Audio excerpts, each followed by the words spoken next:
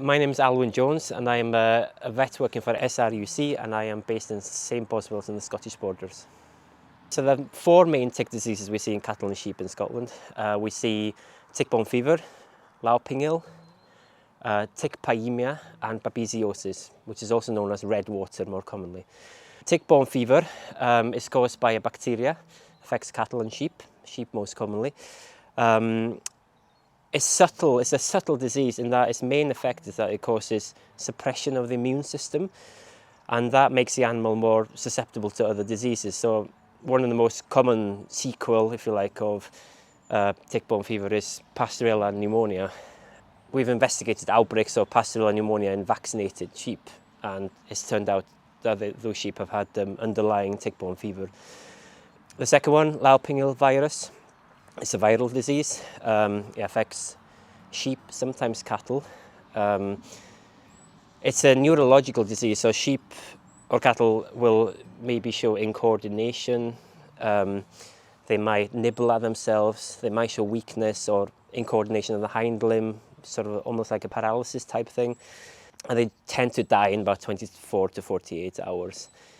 Tick pyemia, the third one, is a bacterial disease that occurs because the tick bites get infected essentially, and the bacteria gets into the bloodstream, and that causes septicemia and the development of abscesses throughout the body. And one of the most notable or recognizable manifestation is that you get abscesses in joints, which manifests as kind of lame animals, and sometimes spinal abscesses as well, so those animals might be paralyzed. And the fourth one is Babesia, also known as redwater. That is a blood parasite that lives inside red blood cells. Animals will become anemic, sometimes jaundiced, sort of kind of take on a yellow kind of discoloration to the whites of the eyes, for example. Because they're anemic, they're weak. They'll have a fever, and they also pass, not in every case, but the classic symptom is they pass red water, red urine, and they may also have diarrhea or constipation as well. So cattle get infected when they're bitten by infected ticks, but it's naive cattle, cattle without, that haven't been previously exposed to it, and so have no antibodies. Those are the ones that are susceptible. We don't see a huge number of Babesia cases in Scotland, but over the last 12 years, we have seen cases in most regions of the country. And as I said, like in the borders was the first time last year we saw cases in the borders. To test for Babesiosis or to confirm the disease, there's a couple of tests we have available we can do on blood samples from live animals. There is one licensed drug available to treat Babesiosis. It's called imidacloprid. It's most successful if given early in the course of the disease. Otherwise, treatment involves symptomatic treatment of those animals, and in some cases it might be prudent to give them a blood transfusion as well, in particularly severe cases. So the tick season is between April and November traditionally.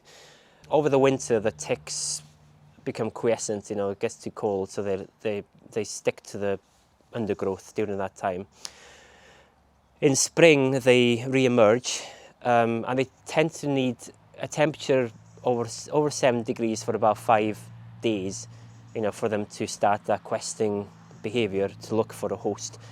And they'll climb onto herbage or grasses and extend their front legs out and wait for a host to get past so they can jump on and have a feed.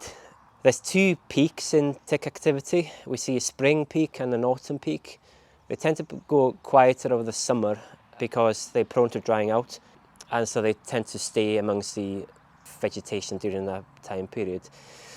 This winter, we have been seeing ticks on animals, on people's dogs. I'm sure people have seen ticks on their dogs kind of during the winter months, and I think we have to be aware of the possibility that we might see tick diseases, kind of out with the normal time frame we normally see them.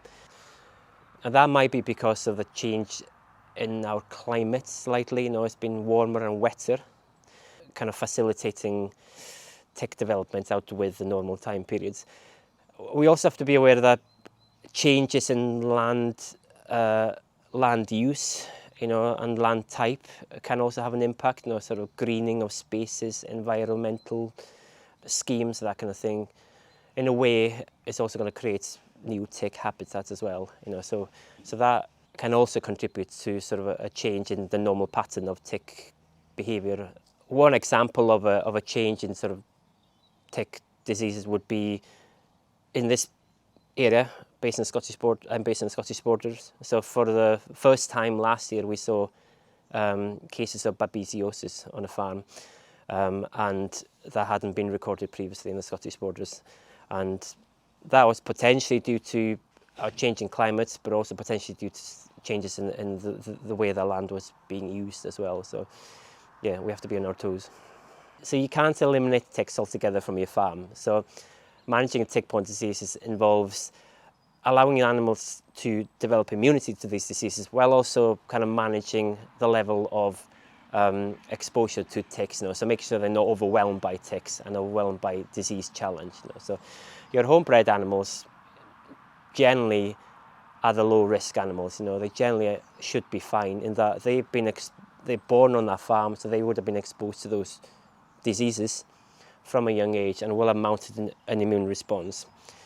And as long as that immunity is challenged regularly, and topped up, then they should continue to be fine. The risk is mainly in bought-in stock, and it's best to assume that they are naive and not been exposed to it before. You could ask the seller, what diseases they've got on the farm, because they might have immunity to some of these diseases already, but it's a difficult thing to assess, so it's best to assume that they are naive.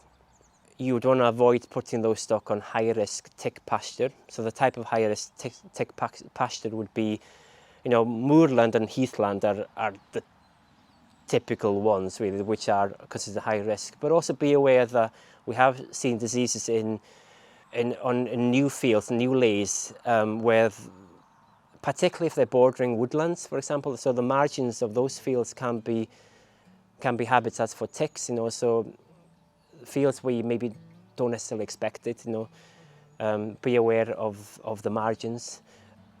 Assess your farm and kind of have a feel of which areas are likely to be high risk tick pastures, tick areas, and avoid kind of putting potentially naive animals in those areas.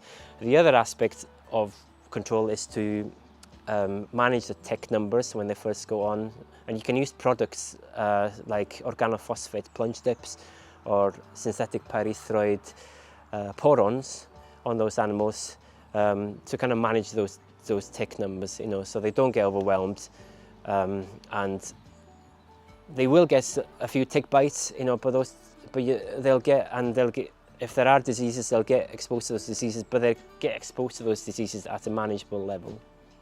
It's difficult to advise on a one-size-fits-all on tick management and control, but the best thing is to consider your farm individually, consider your farm history. Have you seen any of these diseases before? Consider which of where on your farm is considered high risk, which stock you've got or stock coming in which would be high risk, and come up with a plan, going forward, and ideally discuss with your vet who can advise on any preventative treatment, plunge dipping, porons, etc. that could be used, and when and on what animals to use them.